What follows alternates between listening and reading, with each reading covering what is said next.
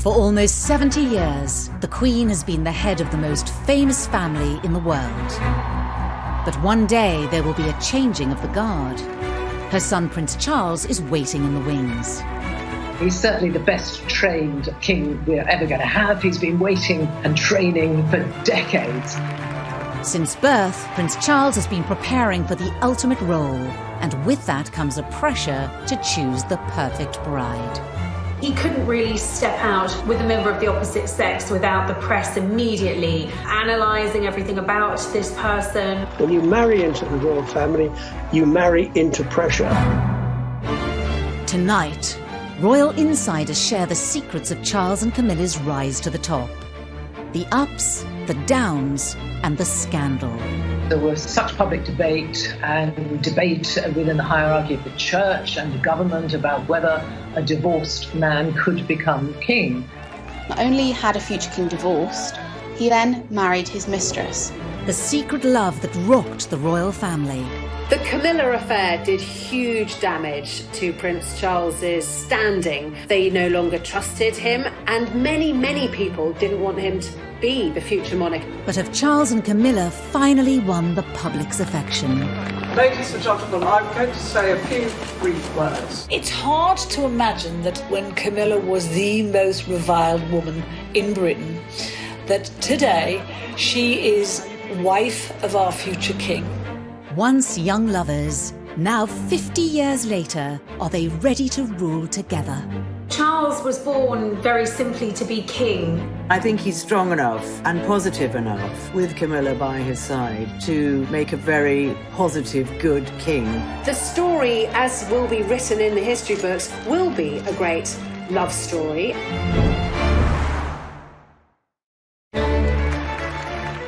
In 21st century Britain, appearances from Prince Charles and Camilla, the Duchess of Cornwall, are a cause of celebration for many. Charles, the longest-serving heir apparent in history, and Camilla, as his future princess consort, has an integral position in the royal family. Ministers, ladies and gentlemen, welcome to Clarence House, and thank you all very much for coming.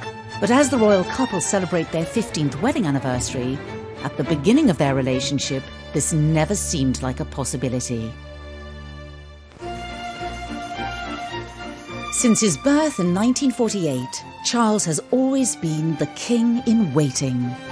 This was just after World War II, and in terms of the stability of the country and the stability of the monarchy, the birth was seen as a major event. It was a moment for huge celebration because it was the securing of the line of succession. It was a boy, he was an heir. Charles was born very simply to be king. The eldest of 4 siblings, and with the future of the monarchy on his shoulders, Charles had to quickly learn the responsibilities of royal life. Charles didn't spend a lot of time with his mother in the early years. She went off on tour and left the children at home with nannies and governesses. He really wanted to do well at everything, didn't want to put a foot wrong. And I think that must have been really challenging. There's little doubt that his early years and his years at school was a very difficult time for him. He also found that he was a centre of so much attention that made him realise that in his particular position there would always be fascination in everything he did. As the future king grew older, questions began to be asked of who would one day be his queen. There was acute interest in his private life from the start, really. And of course, that forensic press scrutiny was something that continued through the years. Any woman that happened to be on his arm was already listed as the future wife and a future queen. It does bring a lot of pressure. He was a fit guy, he was very intelligent. The girls seemed to like him, but he was in a way weighed down by all of these worries of expectations of what was expected not only of him as heir to the throne, but of his future bride. In the early 70s, Charles would make an introduction that would change the course of royal history. Camilla came from a very high society background. She had aristocratic links back through her family, and she had a very kind of privileged high society upbringing. Camilla was engaged to Andrew Parker Bowles. They were going to get married, and then it didn't happen. It was a sort of on-off relationship, and while it was off, Camilla sort of befriended Charles. They clicked immediately. There was a chemistry between the two of them, and really, I think probably Charles fell in love with Camilla from the moment that he met her. In many ways, she did tick the right boxes for a future consort for the Prince of Wales. But did those close to the future king approve? It's fair to say that the senior royals, and certainly the important figures in Charles's life, his mother, his father, and the Queen Mother, who Charles was incredibly close to, he always turned to for advice and would certainly have wanted the seal of approval from. They certainly didn't think that she was suitable future royal bride material. She had a past, and she romanced Andrew Parker Bowles. Parker Bowles had also gone out with Princess Anne.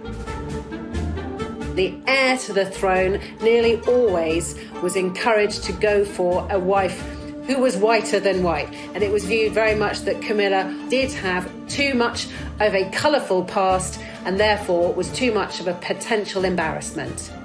Despite Charles's strong feelings for Camilla, his royal duties took him away from her and overseas.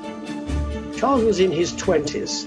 He was having to do military service because he's one day going to be commander-in-chief. He then joined the Navy to follow his father, his grandfather, and his two great-grandfathers. And it was very important to him to fulfill that role because that's what's expected of him. With Charles away leading the military life expected of a future king, Camilla moved on. Like a lot of young ladies, they don't like their men disappearing out of their lives. He did disappear out of her life, and she married Andrew Parker Bowles. One can only imagine that Charles must have felt pretty crushed by this news. He'd gone away to serve, hoping that Camilla would wait for him. Certainly he thought that the relationship had legs, even if his family didn't. By marrying Andrew Parker Bowles, Camilla was ruling herself out of ever having a royal future. If she'd even entertained the thought of being queen, she would have thought, well, that's it, I'm waving goodbye to that. Because at that point, of course, in the 1970s, there was no way that a divorcee could ever marry a member of the royal family, let alone the heir to the throne. She remained great friends with Prince Charles. Prince Charles was always around at their house. You know, he's a godfather to their first child. He was almost one of the family. By the late 70s, eligible bachelor Charles was approaching 30 years old and still without a future queen by his side. He's getting on a bit, isn't it? About time we got married. The media scrutiny grew. He was seen very much as the action man, and a lot of glamorous women sort of came and went. And, you know, the tabloids began to catch on to the fact that this was a bit of a good story. He couldn't really step out with a member of the opposite sex without the press immediately analysing everything about this person. Even though he was very much sought after, that in terms of his connection, in terms of that love, his relationship with Camilla never left him. One of the women Charles dated was Lady Sarah Spencer. An aristocratic family with earls and dukes dating over 500 years and links to Winston Churchill, the Spencer name was an ideal match for a royal prince. Although the relationship with Sarah didn't last, it resulted in Charles meeting her younger sister, Diana. Shortly after the funeral of Lord Mountbatten, he'd been assassinated, Charles had been very, very upset. And Diana said to Charles, I saw you at that funeral and you looked so terribly sad. And he was very touched by this. And there was this beautiful young girl showing him attention, and clearly he felt a lot of responsibility too, to fulfill what was necessary as the heir to the throne and get married. Where Camilla had been deemed unsuitable as a future queen, Diana was the perfect fit. And after just 6 months, Charles proposed at Windsor Castle. He was given more as an ultimatum by his father to either marry Diana or let her go. Diana ticked all the boxes. She didn't have any baggage. She hadn't had any relationships really before meeting Prince Charles. He thought she was the kind of girl he could grow to love. Despite the shortness of their courtship, the palace, press and the public were enamoured by the royal couple. Why have you come here today? To try and get a glimpse of Diana and Charles. Why you say please? Because I think she's just the right person for him. This was an extraordinarily quick whirlwind, but it's what the public wanted. Once they saw Diana, they wanted Diana to be Prince Charles's wife. You were about to marry the Prince of Wales, and one day you would, in all likelihood, be Queen. It's a tremendous change for someone, if I may say, of 19 to make all of a sudden, the transition. It is, but I've had a small run up to it all in the last 6 months. And next to Prince Charles, I can't go wrong. He's there with me. I'm amazed that she's been brave enough to take me on. Shockingly, they'd only met a dozen times before they married. They didn't know each other at all. And I suppose in love. Of course. Whatever in love means. Most of the world thought they were looking at the future King and Queen of Britain. Everybody likes to think when they get married that they're going to be married for life. It's a fairy tale. I saw for myself, they were in love with each other at the beginning, but somewhere along the line, it collapsed.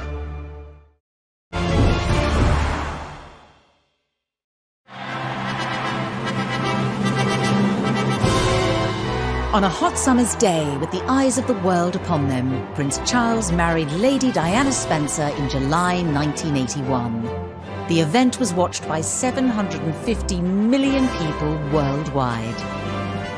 This was a thing of fairy tales. She was so young, so beautiful. Here he was, the future king. It seemed to be, from the outside looking in, a marriage made in heaven. The feeling was electric from one end of the United Kingdom to the other, from north to south, from east to west. The United Kingdom was granted a national holiday to mark the wedding of the heir to the British throne, who was marrying somebody many thought to be the perfect future queen. They bought the tea towels, they bought the mugs, they turned up outside St Paul's Cathedral, they lined the streets of the Mall. They gathered outside that famous balcony to watch that iconic royal kiss. When the truth was somewhat different. Behind closed doors, cracks had begun to appear.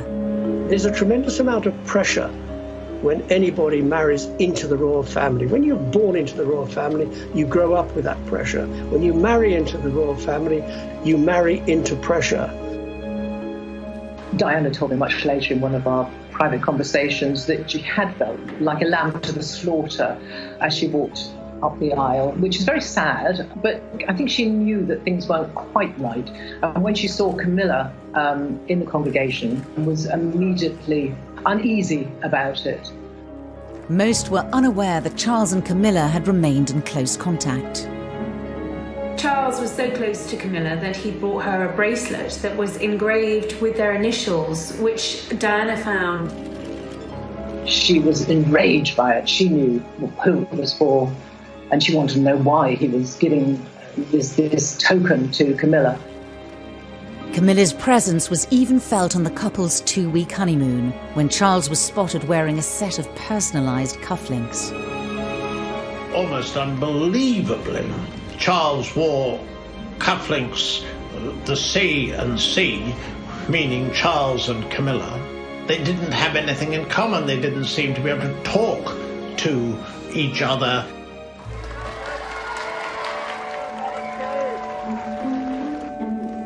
Despite whispers in the press of a rift between the royal couple, within 3 years, Charles and Diana had welcomed 2 sons, William and Harry, into the world. Royal insiders pinpoint this as the moment that Charles and Diana's relationship was starting to break down. Charles wasn't the fully hands-on dad that she would have expected. And I suppose that created a distance between the two. She strongly suspected that Charles was still in love with Camilla and hadn't let go of her. Diana felt cut off, she felt isolated, she felt betrayed. Royal tours gave the press a first-hand look at the cracks in the marriage. Diana had asked Charles to come with her to the Taj Mahal, the Temple of Love. And he'd refused. And she was really hurt by that. So she made a point of going on her own. A tour of South Korea in 1992 would prove to be their last overseas engagement as a royal couple. All attention from the British press was focused on any mutual signs of affection being shown between the prince and the princess. They went separately and they left separately, and I think the press really jumped on that and they realised that this was going seriously wrong. But nobody apart from Diana and her intimate circle knew about Camilla at that time. That didn't come until later. Shortly after their return from South Korea, in the year that the Queen dubbed an annus horribilis, Charles and Diana's separation was formally announced by Prime Minister John Major in the House of Commons. It is announced from Buckingham Palace that with regret, the Prince and Princess of Wales have decided to separate.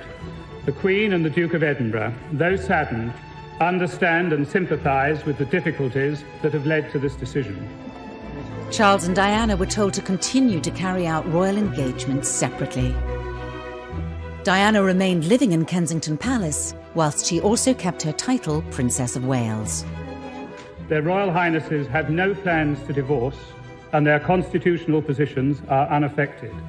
At that stage, bizarrely, they said it doesn't change anything, that she's still destined to be the Queen, which was a bizarre thing to say when you look back at it now.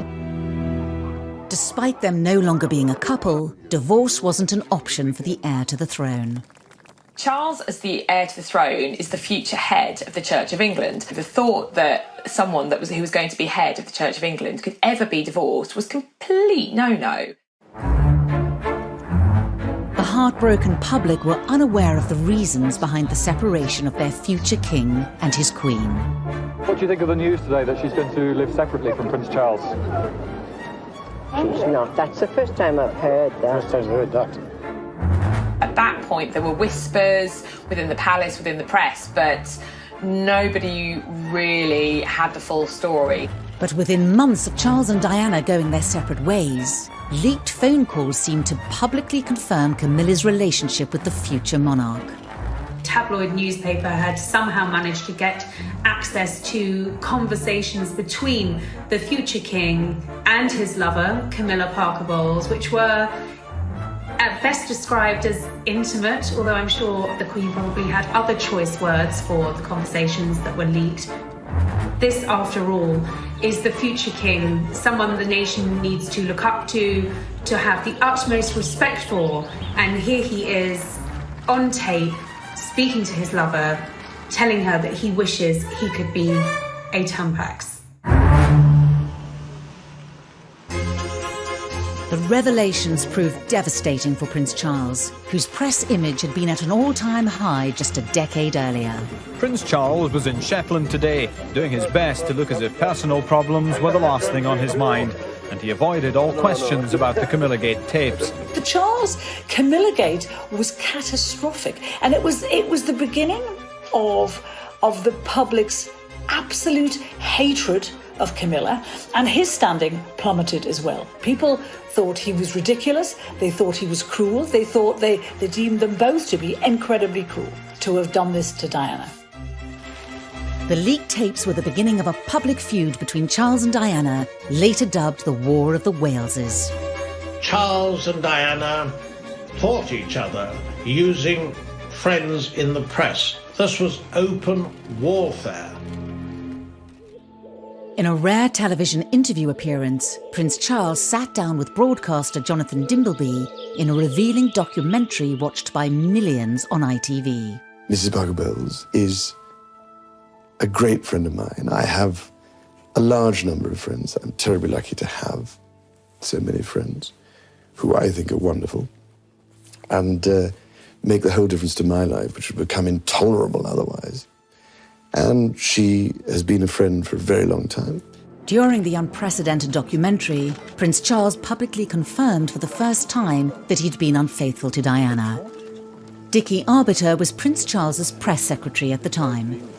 And I warned them at the time it would have to be warts and all. You cannot deny anything, you cannot leave anything out, and nothing was left out, because Jonathan Dimbleby asked the Prince of Wales about extramarital relationship. Did you try to be faithful and honourable to your wife when you took on the vow of marriage? Yes, absolutely. And you were? Yes. Until it became irretrievably broken down. He admitted that he had been unfaithful, although he said not until his own marriage had irretrievably broken down, both of us having tried. But that was the headline: Charles admits adultery. To go from a wink, wink, nudge, nudge, such and such member of the royal family has got mistresses on the side or, is having affairs, was quite different to actually hearing from the future monarch, I have been unfaithful to my wife, and my wife is Diana, one of the most popular women on the planet.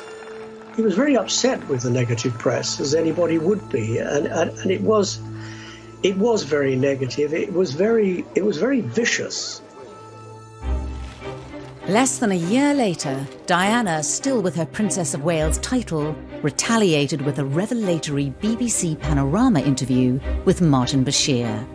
It was an absolute secret. No one knew about this. Very few people within the BBC knew it was happening. I certainly didn't know, as the BBC's royal correspondent, until 24 hours before it was going to go out. In the hour-long interview, Diana laid bare details of her marriage, as well as confirming that Charles had been having an affair with Camilla. Your husband renewed his relationship with Mrs. Camilla Parker Bowles. Were you aware of that? Yes, I was. But I wasn't in a position to do anything about it. A husband who was having a relationship with somebody else? Was a husband who loved someone else, yes. You really thought that?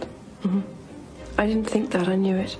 There were some terrifically damaging assertions in there. I think the more damaging in the eyes of the palace was that she questioned Prince Charles's desire and ability to be king. Do you think Mrs. Parker Bowles was a factor in the breakdown of your marriage?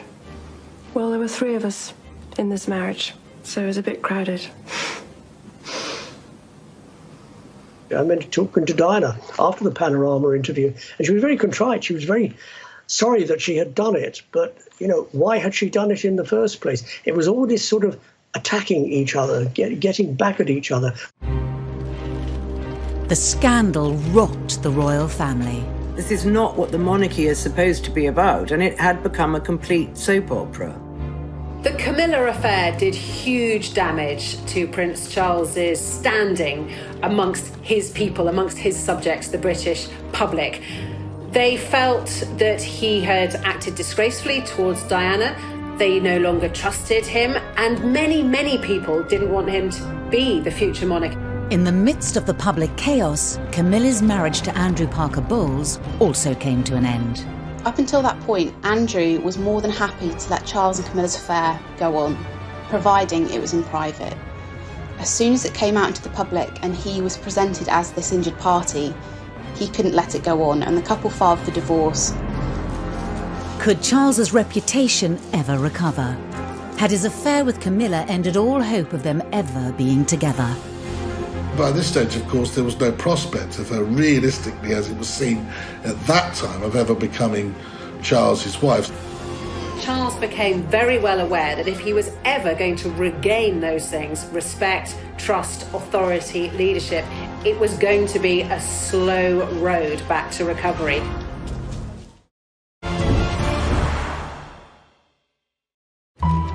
Charles and Camilla's affair had been explosive for the monarchy.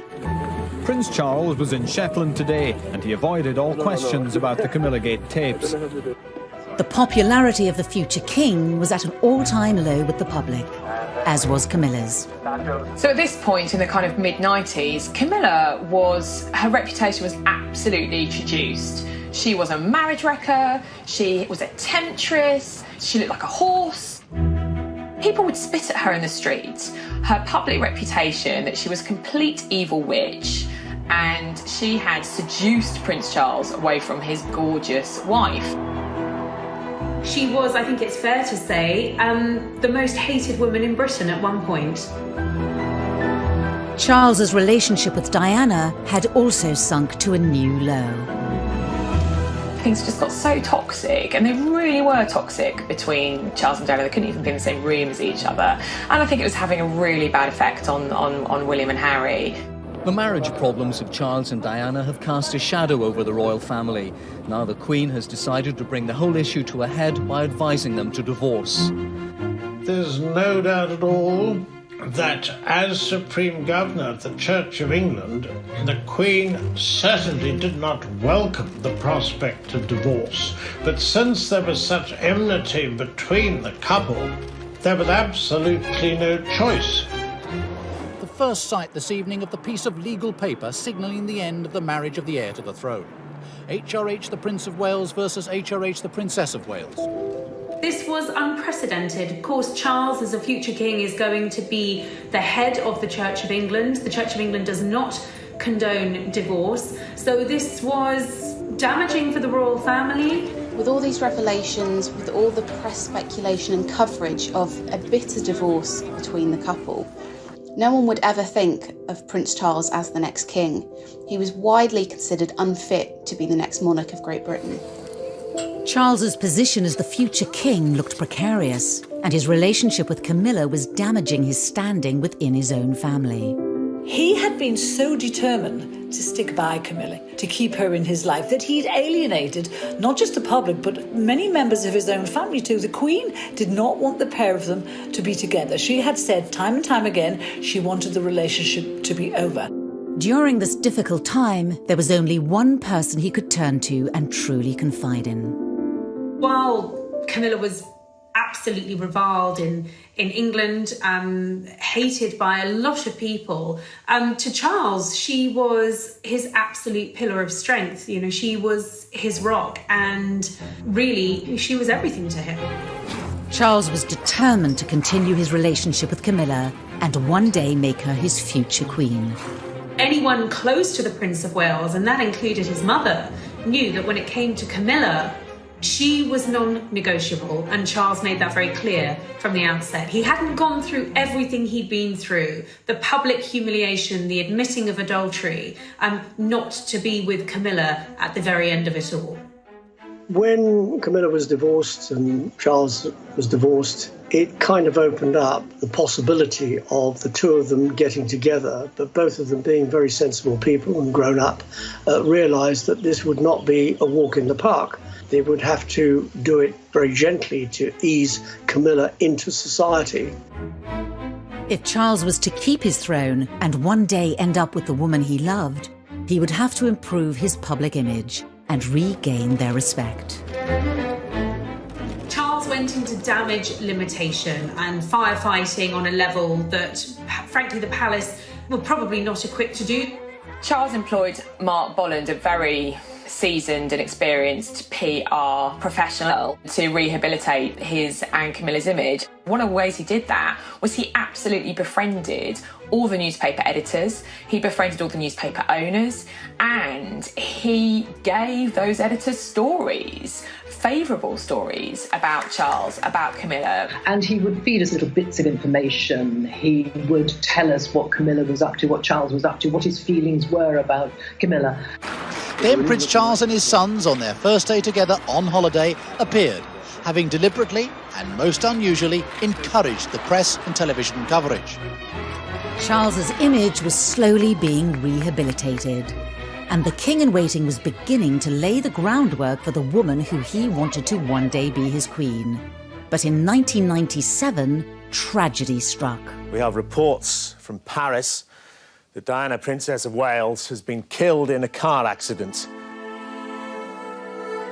I think that Charles was devastated when Diana died. I think he was racked with guilt. I think also he wanted, as the Queen did, to protect William and Harry, but the monarchy tends to work using precedent. There was absolutely no precedent for the outpouring of grief, which was completely unique when Diana died. But there's no question that Charles's attempts to get the public on side with Camilla were obviously set back. In the face of this national tragedy, it looked like the British public would never accept Camilla as part of the royal family. I think that after Diana's death, I mean, Camilla was abused in the street, was yelled at, she had nasty letters written to her. It was really, really difficult for her. The size of the challenge that was facing Charles and Camilla was immense, and many, many people thought it was impossible. People thought if they wanted to be together, they would have to be together abroad, that it could never, ever happen within the United Kingdom. A year after Diana's death, Charles restarted his campaign to introduce Camilla as the woman who would one day stand beside him. But he was met with strong opposition. The Queen was quite clear that she was not going to meet Camilla. She didn't want to hear about Camilla, and it was still a name that really wasn't widely spoken in palace corridors. She, as constitutional monarch, felt she should uphold the standards that she'd adhered to all her life, and should she accept that her divorced son should be with a divorced woman? Should she condone this relationship? Was that what her faith, her religion, she's a very religious woman, would guide her to do? The Queen may have been having doubts, but on Charles's staff, it was decided that they needed to forge ahead with introducing Camilla to the great British public and bring her out into the open as Charles's partner. There was an attempt to do it at the wedding of Santa Palmer Tompkinson, and her mum, Patty, was Camilla's best friend. So they were going to try and be together there, but that couldn't happen either because they decided they would upstage the bride and groom, and that wasn't fair. There had been suggestions that the Prince and Camilla Parker Bowles would take the opportunity to go public with their relationship. But she joined other guests well before him, looking relaxed and in a pastel blue suit and matching hat.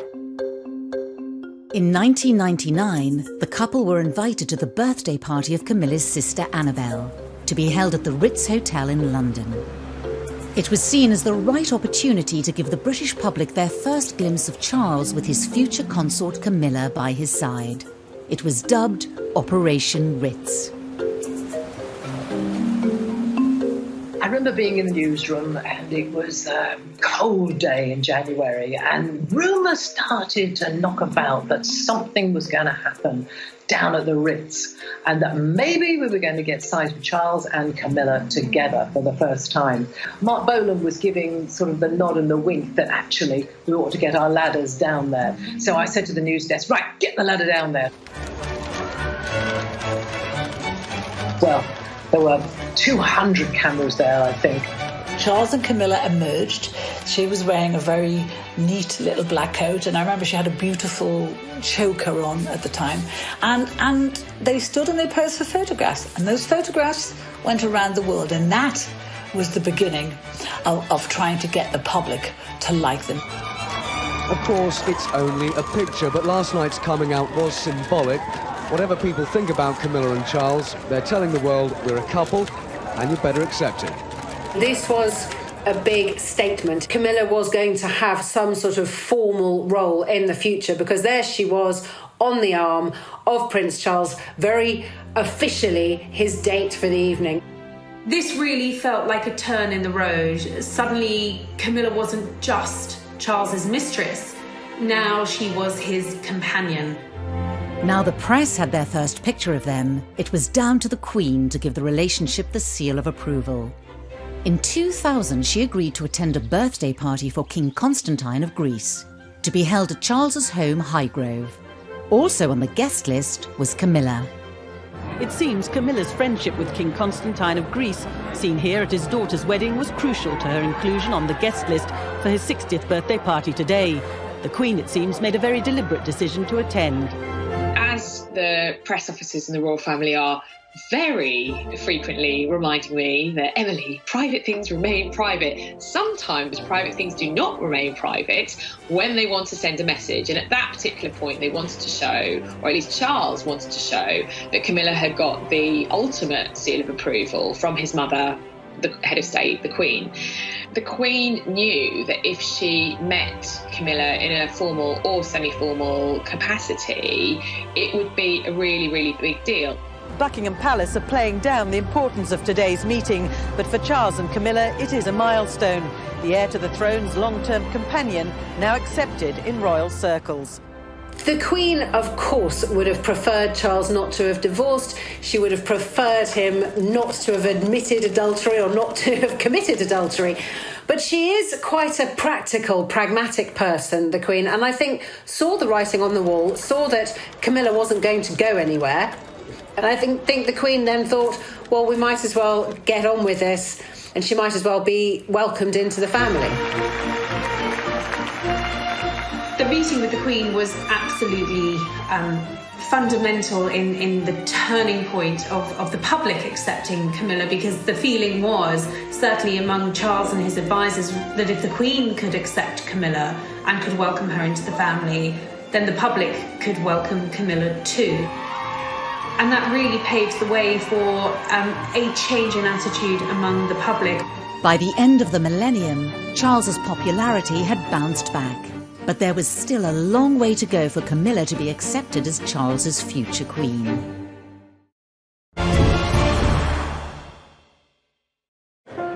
As king in waiting, Charles will not only inherit the throne one day, but also become supreme governor of the Church of England. This posed a problem for Charles and Camilla's relationship. By now, they were officially living with each other at Clarence House and Highgrove. But was Camilla's status as common-law wife appropriate for a future king and head of the church? Marriage would make the relationship far more appropriate. I think there was pressure from the outside that really he had to make this official. As his position, he's going to be head of the Church of England, defender of all faiths as he wants it to be when he becomes king. And frankly, I think from his kind of professional point of view as future king, I think it needed to happen.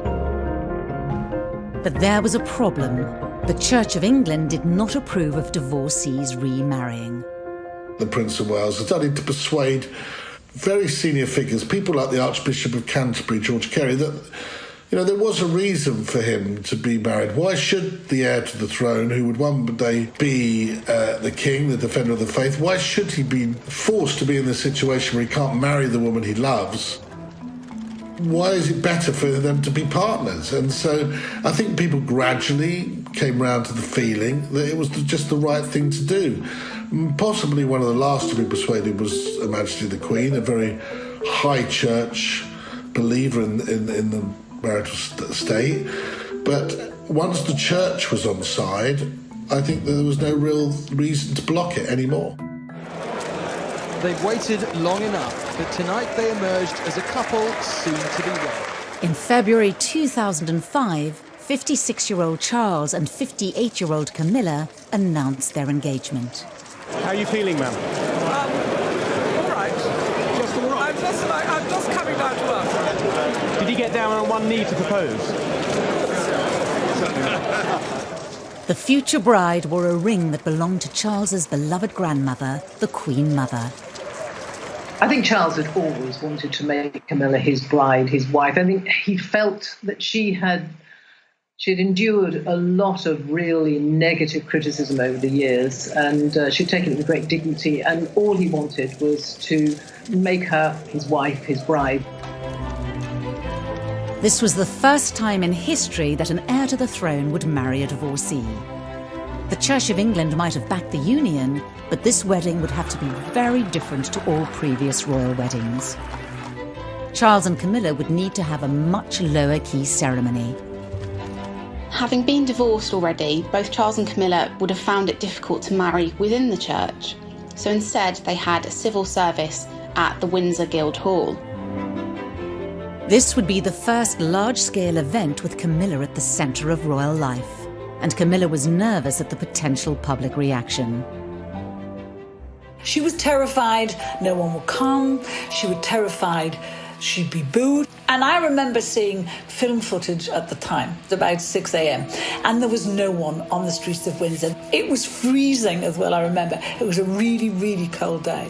She must have been terrified that no one would be there. And, you know, I think as a journalist, I was looking at it and thinking the only reaction to this is going to be national apathy, which is kind of almost as bad as protests. However, by 10:30, the streets were thronging with people.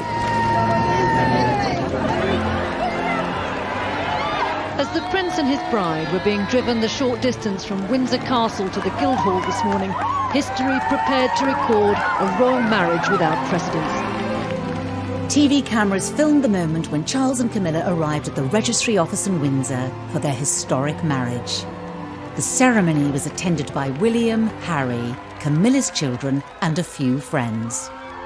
The Queen, as head of the Church of England, did not feel that she could attend, but she did join the couple for a blessing at St George's Chapel afterwards. The first time the public got to see the Queen really close to Camilla was when Charles and Camilla came out of St George's Chapel after the blessing of their wedding ceremony, and there was a picture that didn't appear to be staged. It seemed very, very natural, but there was Camilla by the Queen's side, Queen looking very happy, very relaxed, and, well, Charles looking like the happiest man on earth, because I think on that day he probably was. And she looked gorgeous. I mean, she looked fantastic in the outfit with that beautiful dress and the headdress. And I thought that she looked the best, you know, she'd ever looked, really. And I think people really at that time thought, well, why shouldn't these two, who were the picture of happiness, who had this long, long love affair on and off over many years, why shouldn't they find happiness? Camilla was now officially part of the royal family. The palace announced that she would be called Princess Consort when Charles becomes king. The Queen also gave her a new title. Following their marriage in 2005, Camilla takes on the title of Duchess of Cornwall, which is actually her secondary title. Legally, she is Princess of Wales. But Camilla knew how fond of Diana the public had been. It wasn't going to wash with them that she would be the next Princess of Wales. I remember when they got married, it was 8 years after the death of Diana, Princess of Wales, and feelings and memories were still running high. So she's used the other title, Duchess of Cornwall. She's quite comfortable with it. Titles do not matter to Camilla. She doesn't really care one iota what she's called, as long as she's not called anything rude. The wedding drew a line under Charles and Camilla's past once and for all, and allowed the world to look to the future of the monarchy. For all the spin doctors and PR that had gone on for years behind the scenes, the thing that really transformed Camilla's public image was the royal wedding, because that was her becoming a member of the royal family, and therefore she was no longer an outsider. She was the Duchess of Cornwall. She is a future queen. So the marriage changed everything. Who would have thought that 10 years before, the woman who had been vilified by the British press, Camilla Parker Bowles, was a potential future Queen Consort? Now that Camilla was officially part of the royal family, the British public could see what sort of future consort she would be. Of course, once she had married into the royal family, she became Charles's consort. She was there with him on royal engagements. She accompanied him on some royal tours. And actually, Camilla proved to be incredibly popular. She did her own PR. She didn't need a spin doctor. She did what she does best. She engages with people. She has a good relationship with the press pack. She doesn't upstage the Prince of Wales in any way. They are a great team. We have to remember that she didn't have a job. She left school with one O-level and she didn't have a career. She wasn't a career woman. And at the age of about 60, she had to learn how to work very hard, because Prince Charles does about 502 engagements a year. He keeps going all the time. He works every day, including Christmas and Easter. As Charles's future consort, she has also thought very hard about the charities that she supports. All senior members of the royal family have their favourite charities, the charities they support, the issues that they're most passionate about. In Camilla's case, it was very difficult for her because so many causes that we understand she actually did care about were associated with Diana. And she had to be so careful not to tread on Diana's image and Diana's favourite subjects or favourite charities because, of course, it would look like she was trying to walk in Diana's shoes. So that was a very difficult line to tread. She's very committed to quite a number of charities. One of them, the Osteoporosis Society, because her mother died of osteoporosis. Another is learning, book reading, education, and abuse against women. She's very committed to that as well. Now, the purpose of asking you all here today is to try and form a united front to help victims of rape and sexual abuse. I think Camilla is clearly very passionate about the domestic abuse agenda and about making sure that what influence she has, that she has this platform given to her as a senior member of the royal family, that she's not going to waste it and she's not going to throw it away. And I think a lot of people will admire her for that. As the wife of the heir to the throne, Camilla's image has radically changed. We saw a bit of a makeover ahead of the royal wedding. She lightened her hair, she clearly had a lot of work done on her skin. She was radiant, she stopped smoking, and all of these things to please Charles. And her sense of style changed too. Now we were seeing her in far more regal attire, experimenting with beautiful dress codes. She's a great lover of hats, she really wears hats well. We saw her coming out in jewellery from the royal collection. So really emerging as a royal. As Duchess of Cornwall, she suddenly began to scrub up pretty well. And she wore some beautiful clothes. And she's adopted a style which she wears quite pale clothes, which suits her as she grows older. And she's very smart now. I dare say behind doors, she probably actually still puts on a pair of wellies and some smelly old jeans and really enjoys dressing down. But she also dresses up very well indeed now. Over the past 2 decades, Camilla's relationship with the Queen has also transformed. Of course, it was a slow burn, and I think that they obviously had to build their relationship. They had to develop that. They have a shared love of horses. They're both outdoorsy. They're both country ladies.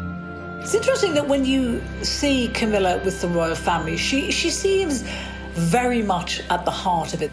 When you see her with the Queen, and they're always giggling, the pair of them, they seem to have a lot in common. And it's just interesting how we've gone from the Queen not wanting her, even as back as 1970. She didn't want her because she was a bit of a gal. And it's precisely because of that now, because she's a bit of a gal, because she's good fun, that the Queen wants her around. At the Queen's Diamond Jubilee, the country celebrated 60 years of the Queen's reign. But it was also an opportunity to clearly show where Camilla was in the royal family's pecking order. When the Queen decided to put Camilla in the coach with her at the Diamond Jubilee alongside Charles, she was very publicly saying, "This is Charles's wife, she will one day take my place, and she is the future of the British royal family." And that marked such a turning point from the woman who'd had bread rolls pelted at her in the supermarket as the wicked mistress of the heir to the throne. Of course, it's a terrible cliche to say that a picture paints 1,000 words, but that image tells you that Camilla has come in from the cold. That was a very, very big moment for Camilla.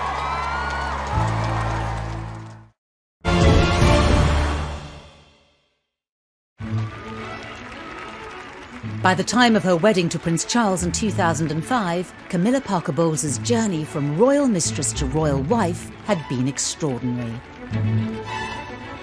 Labelled a marriage breaker by the press and reviled in public, she had fought hard to win her place next to Prince Charles. Whatever people think about Camilla and Charles, they're telling the world we're a couple. Despite her place in the nation's affections and the approval of the Queen, she still had to convince the hardest judges of all. The rest of the royal family, and in particular, Princes William and Harry. Camilla's relationship with William and Harry has always been quite tricky. Diana obviously painted Camilla as the marriage wrecker.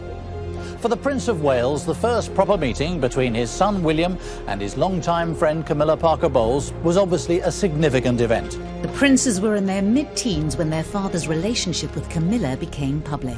Harry refused to see her to start with. Harry wears his heart on his sleeve. He was in his teenage rebellious phase, smoking dope and kind of getting into trouble.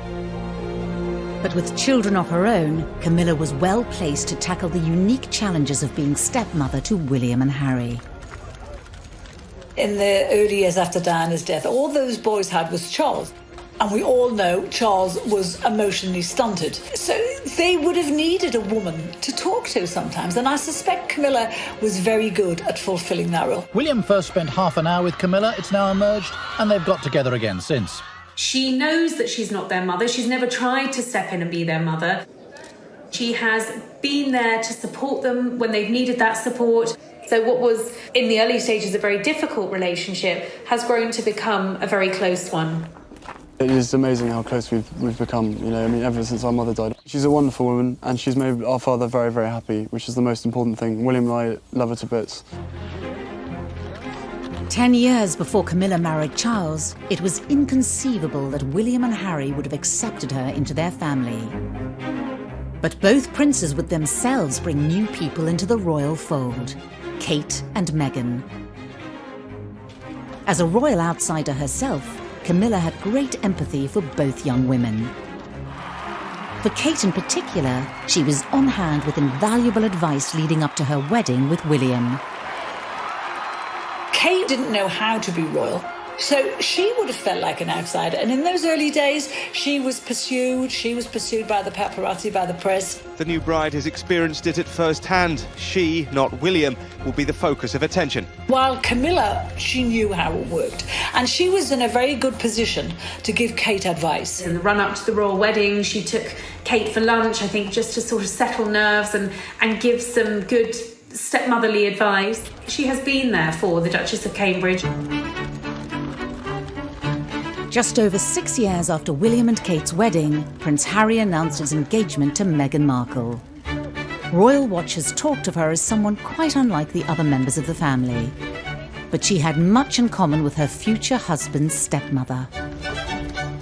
In many ways, Camilla had paved the way for Meghan, in the sense that they were both divorcees, neither of them were royal. But I think Meghan took any criticism of her position personally. Camilla would have been there to tell her not to take it personally, and that this is just what happens when you're an outsider. Throughout her life with Charles, Camilla has always maintained an upbeat public persona in the face of criticism. It's a quality that has rubbed off on Charles. As he edges closer to the throne, Camilla has transformed the way he engages with the public and approaches his duties. I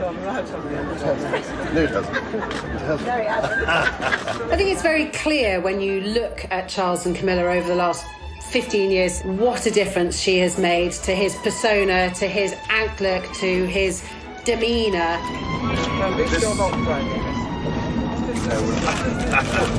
We don't want to alarm. He's just clearly a much happier person now. He's relaxed a bit. In 2017, on a trip to Canada, Charles and Camilla visited native communities. One of the things laid on was this Inuit couple who were throat singing. And it sounded very much like two people having sex. Charles and Camilla were tickled pink by this. They were giggling like a couple of teenagers. And that would never have happened 20 years ago. Charles was a very serious, not a very humorous man. She lights up his life. She understands his moods. She understands how to get him out of those moods. She knows what makes him laugh. He loved that she was fun. Camilla has played a large part in softening Charles's public image during his long march to the throne. The awkward young man who blushed before the cameras. How you feel today, both of you? I suppose in love. Whatever in love means. Had been turned into a confident public figure through the influence of his second wife. I think that Prince Charles would say that Camilla had been the making of him. I think she would be very modest about it and say absolutely not at all. But there may be one area of Charles's public activity which Camilla is powerless to change. His now infamous so-called political meddling.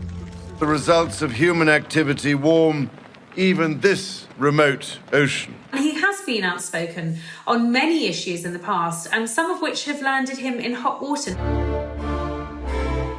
In 1984, at a prize-giving dinner for the Royal Institute of British Architects, Charles denounced a proposed extension to the National Gallery. What is proposed seems to me like a monstrous carbuncle on the face of a much loved and elegant phrase. Ever since, Charles has been accused of voicing opinions on areas of British life that some claim he has no right to be involved in. Patients should be able to gain the benefit of the best of both worlds, complementary and orthodox. In 2015, The Guardian newspaper revealed letters written by Charles to cabinet members over policy issues close to his heart. We know he cares about the environment and architecture, genetic engineering, all these things that mean a lot to him. And he's not afraid of controversy. The environment is full of uncertainty. We have made it into a rubbish dump. But he's writing the sort of letters with questions that you and I might ask. We won't get the answer, but he'll get the answer. As Prince of Wales, Charles's outspokenness has been tolerated. But when he takes the throne as Charles III, will it continue? The monarch is not supposed to get involved with politics. It'll be interesting to see how Charles handles this, because he's not used to taking a step back. I think we will see him being proactive and possibly even political, with a small p. But I think it does give us an indication that Charles is going to be a hands-on king. But, you know, the monarchy changes all the time. Maybe he will be allowed to do that if he ever gets to be king.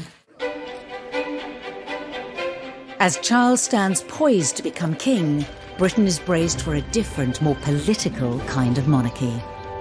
But the question remains, when will he take the throne? And when his 71-year wait ends, will Camilla take the title of Queen?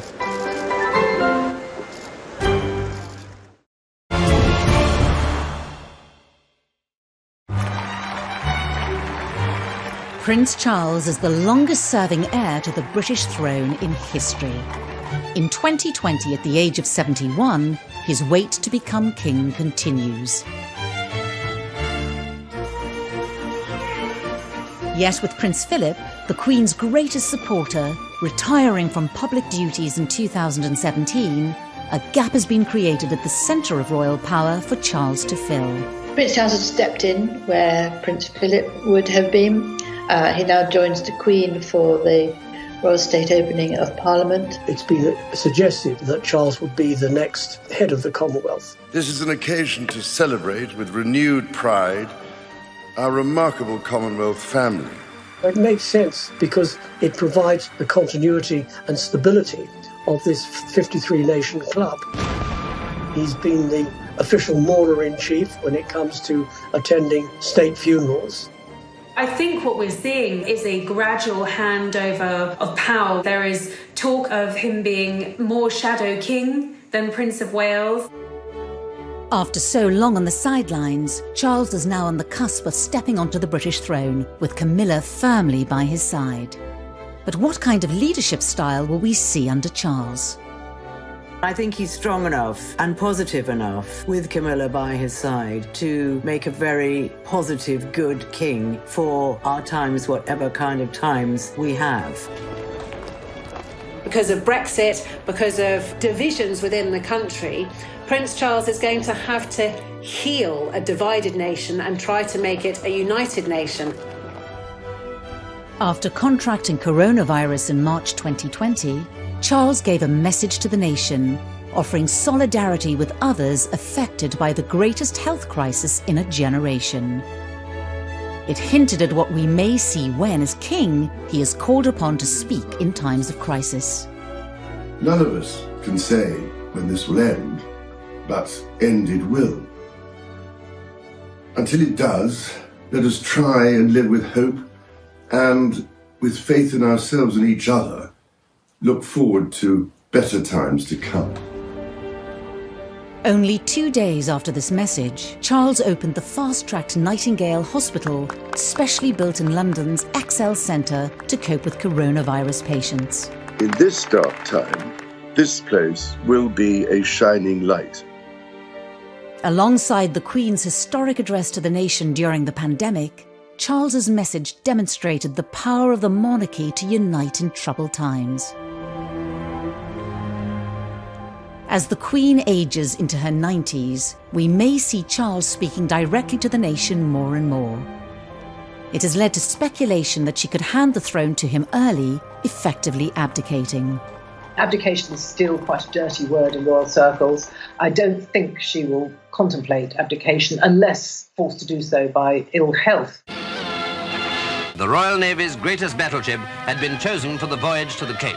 When the Queen famously made her address to the nation in South Africa in her 20s, she swore she would be Queen for the rest of her life. I declare before you all that my whole life, whether it be long or short, shall be devoted to your service and to the service of our great imperial family to which we all belong. The vows that she made on her 21st birthday to serve until she takes her last breath, I think those vows are as true to her now as they were then.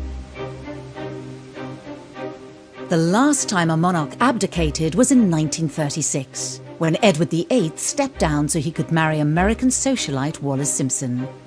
As a divorcee, the morality of that era made her an unacceptable bride for the king. But 60 years later, Britain was more accommodating of Charles and Camilla, who had both divorced from previous marriages. Abdication may not be palatable to the palace or the public, but further back in royal history is an example of another way that power could be handed over to Charles. In 1811, as George III became incapacitated with mental illness, Parliament invoked the Regency Act, whereby his son could rule in his name as the Prince Regent. The Regency Act remains at the disposal of any reigning monarch. The Regency Act means that she still retains the title, but the next in line, i.e. Prince Charles, will do all the duties for her. I don't believe for a moment that there will be a Regency Act invoked unless there is a serious illness that prevents the Queen from carrying out her duties. There are no signs of that. However it may happen, the rule of Charles III edges ever closer, with Camilla destined to be by the king's side. 20 years ago, it was inconceivable that the British public would have tolerated her in this position. But today, it seems she will be welcomed warmly into the role. But will there be support for her taking the title of Queen, even though Clarence House stated she would be Princess Consort at the time of their engagement? I think after everything that she's been through, all the vile press that she had to put up with, the names, the backstabbing, I think he will want her to be Queen Camilla. There will be some sort of testing the water. There will be focus groups and polling being done to find out if that is acceptable to the British public. I mean, what a rehabilitation. She was the most hated woman in Britain. She had, tempted him away from his perfect wife and children, and they were having this affair, and it caused this divorce and the scandal of the 90s. To then be crowned as Queen Camilla is absolutely extraordinary. Whether she is called Queen or not, Camilla will be the closest confidant and support for our next king. But who else will be included in Charles's monarchy? There have already been signs that his vision for the institution will see it losing members. Prince Charles has made it very clear for quite some years that he wants to streamline the monarchy, and he doesn't want too many members of the family to charge the British taxpayer more than they have to. Although this might be a good thing for the taxpayer and a good thing for the way the royal family work, it's not such a good thing for the charities, because you can't stay involved with all these charities with so few people. With the high-profile departures of Harry and Meghan, followed by Prince Andrew's dramatic exit from official duties, Charles's push for a smaller monarchy is already becoming a reality. We are now at a point where we are almost on a skeletal royal family. It's gone beyond streamlined. We've got the Queen, we've got the Prince of Wales and the Duchess of Cornwall, we have the Cambridges, and of course Princess Anne. Whatever form Charles's inner circle takes, Camilla will be beside him, as she has been for 20 years. Their journey as a couple together has not always been smooth. But it seems for now destined for a happy ending. The story, as will be written in the history books, will be a great love story, and it will be not only a king in waiting who had to wait 50 years to get on the throne, but also a prince who had to wait decades and decades to get the woman he'd always been in love with by his side.